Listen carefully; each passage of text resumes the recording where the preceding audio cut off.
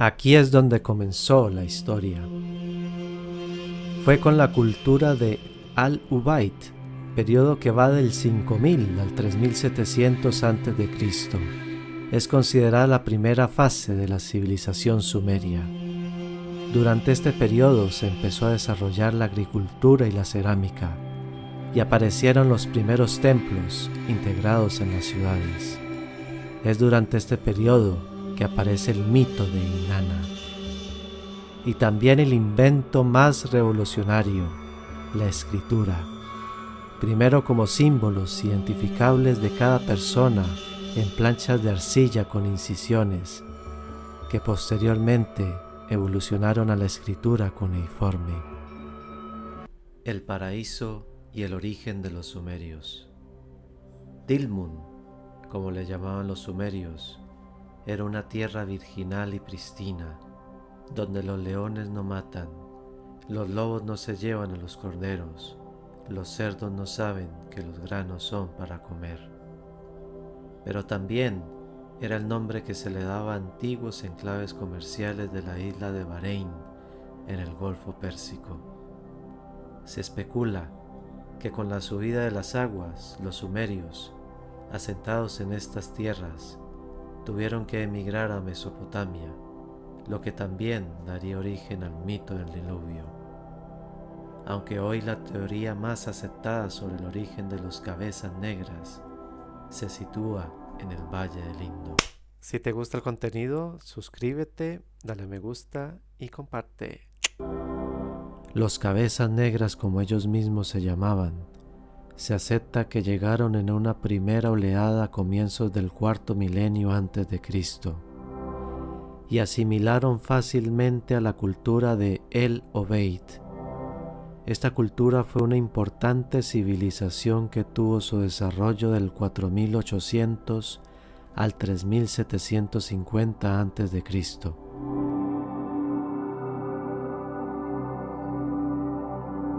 Ya dentro de la civilización sumeria, Uruk fue la última fase de El-Obeid. Fue aquí donde se desarrolló la escritura, instrumento verdaderamente revolucionario que iba a modificar la vida del hombre. Dicha invención fue originada por necesidades puramente económicas.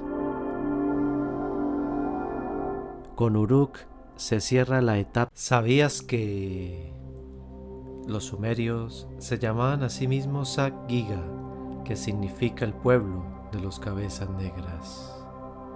No eran nativos de Mesopotamia y no está claro su origen. Se piensa que era una tribu proveniente de las estepas. Mezclados con los semitas que habitaban la zona, fue durante el periodo de El-Obeid donde se inicia propiamente su civilización. La lengua de los sumerios es la más antigua que se conoce. No está emparentada con las demás lenguas de Mesopotamia, por lo que es considerada una lengua aislada. Su escritura es llamada cuneiforme por la forma de las marcas que dejan sus trazos.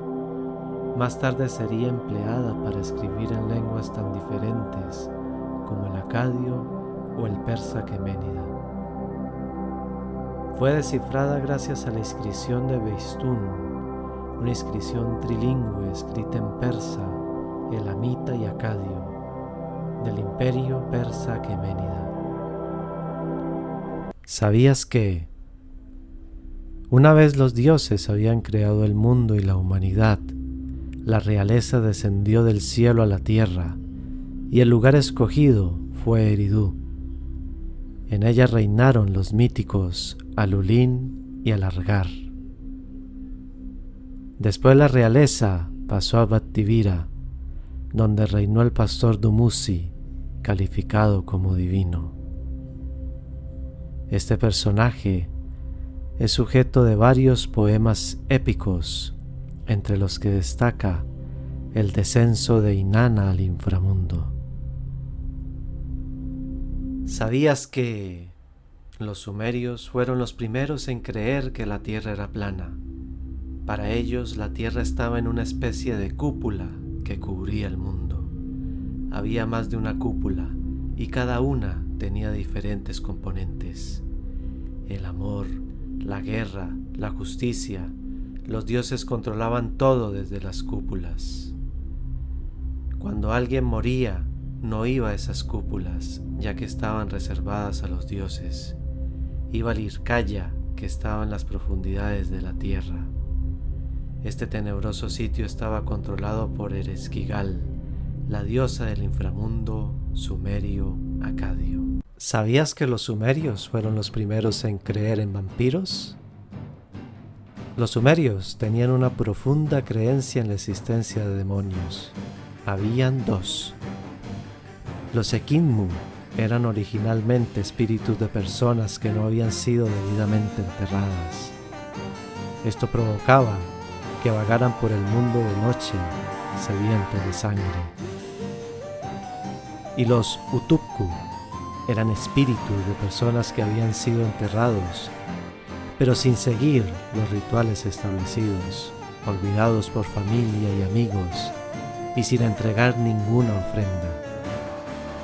Los Utukku volvían para hacer daño a cualquiera que se encontrasen en su camino, disfrutando, haciendo sufrir y bebiendo la sangre de los vivos.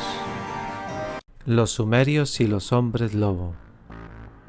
La primera referencia a la licantropía también se halla en tablillas sumerias. En una historia de Gilgamesh, el mítico rey de Uruk, la diosa Inanna intenta seducirlo, pero éste la rechaza continuamente. La diosa no podía permitir este desplante y la amenaza con hacerle lo mismo que a sus antiguos amantes, convertirlo en lobo. Esto hacía la diosa cuando se cansaba de sus enamorados para deshacerse de ellos. Akayu, los gran hombre pez. Según la mitología sumeria, fueron creados por Enki en el Atsu. Estos espíritus sabios, mitad hombre pez, eran los consejeros de los primeros reyes mitológicos. Eran 7 y asesoraban a 7 reyes diferentes. Después de la inundación del diluvio, aparecieron 4 más, mitad humanos, mitad Akayu. Estos cometieron diversos delitos que enfurecieron a los dioses. Después de estos 4 llegaron los asesores completamente humanos, y sería el mítico Gilgamesh el primero en tener uno. Los Anunnaki. Al principio, los seguidores de Anu eran los dioses más poderosos y vivían con Anu en el cielo.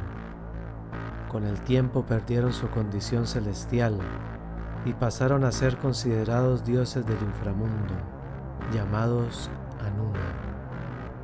Según algunas teorías, los Anunnaki fueron extraterrestres venidos hace 450.000 años que se asentaron en Mesopotamia. Gracias a su avanzada tecnología, aceleraron la evolución del neandertal al Homo sapiens para conseguir mano de obra esclava. También fueron los constructores de las pirámides de Egipto. Ziusudra, el Unapishtim babilonio o el Noé bíblico, fue el elegido por los dioses para salvar la simiente de la humanidad de la destrucción del diluvio universal, enviado por estos a causa de que los humanos resultaban molestos y ruidosos. Mevagaresi, el primer rey histórico. De los 23 reyes mitológicos que gobernaron en Kish, uno de ellos, Mevagaresi, tiene confirmación histórica. Extendió sus conquistas hasta Elam y construyó un templo de Enlil en Nippur, venerado por toda Sumeria. Fue el primero en utilizar el título de Lugal, que significa hombre grande. Vivió en el siglo XXVII a.C. El ejército sumerio. Estaba compuesto por levas ciudadanas de 8.000 y 1.000 combatientes. La infantería portaba lanzas de 3 metros, con puntas de bronce o cobre. Se cubrían el cuerpo con mantos de cuero reforzado y se protegían con escudos hechos de bronce recubiertos con cuero. Los jefes llevaban cascos de bronce. También habían arqueros, aunque en poca cantidad. Los arcos estaban hechos con madera de palma datilera y no eran muy potentes. Y finalmente, carros de guerra tirados por onagros, aunque de escasa utilidad, dada la dificultad de maniobra. Enmerkar, el nieto del dios Sol. Enmerkar, rey de Uruk que gobernó en el siglo XXVII a.C., es famoso por un poema épico, Enmerkar y el Señor de Arata, que narra el conflicto entre estos dos reinos para traer de vuelta a la diosa Inanna al templo de Anu de Uruk. Enmerkar le pide a Inanna poder someter a Arata y hacer que su gente entregue un tributo en metales y piedras preciosas para construir una serie de templos. Inanna elige en su santo corazón en lo alto desde la brillante montaña y aconseja al rey para que mande un heraldo con sus exigencias. Aunque el rey de Arata no está dispuesto a rendirse, al enterarse de que Inanna está del lado de Enmerkar, Mesanepada, el primer dueño de Sumer.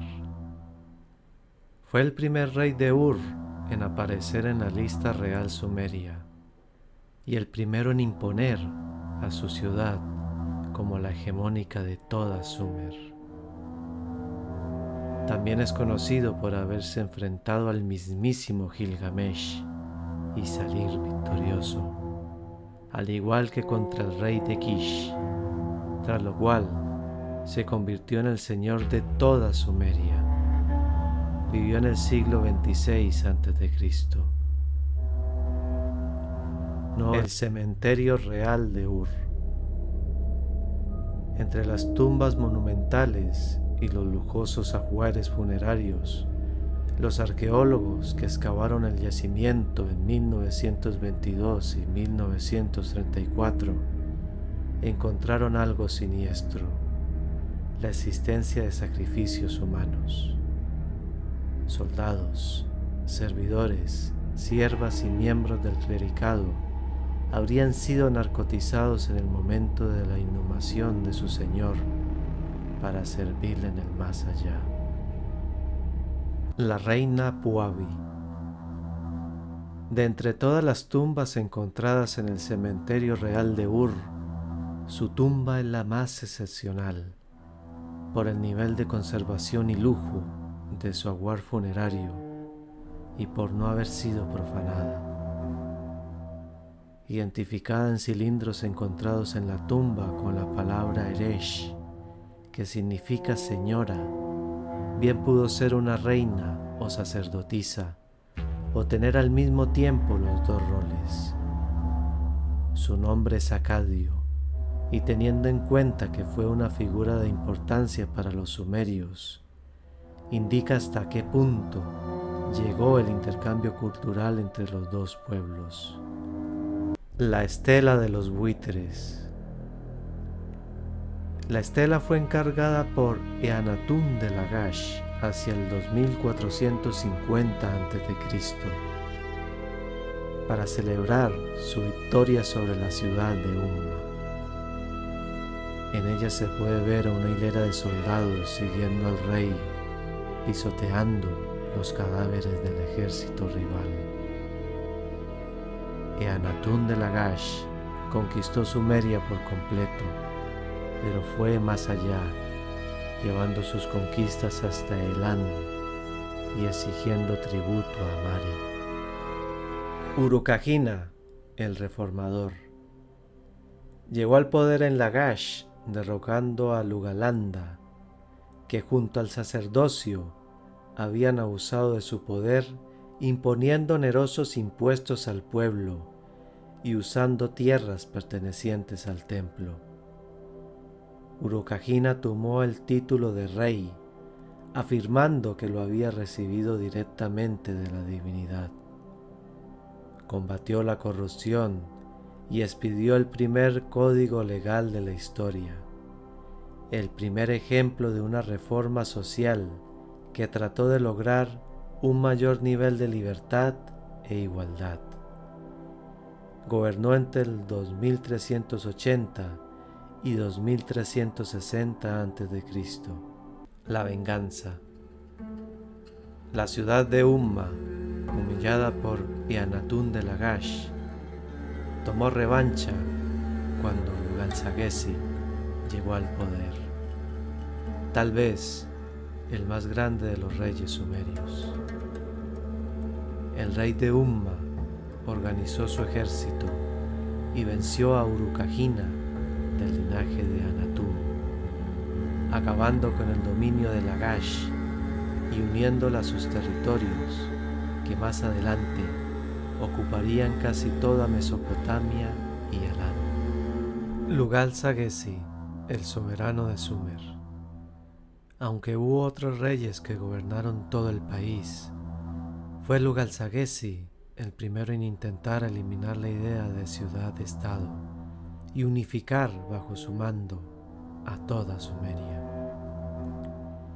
Heredó el poder de su padre Bubu, un sacerdote de Nisaba que se había apoderado del gobierno de Umma. Después de conquistar a su acérrimo rival, Lagash, siguieron Ur y Nippur, donde fue reconocido como Lugal-Kalam-Ma, que significa soberano de todo el país.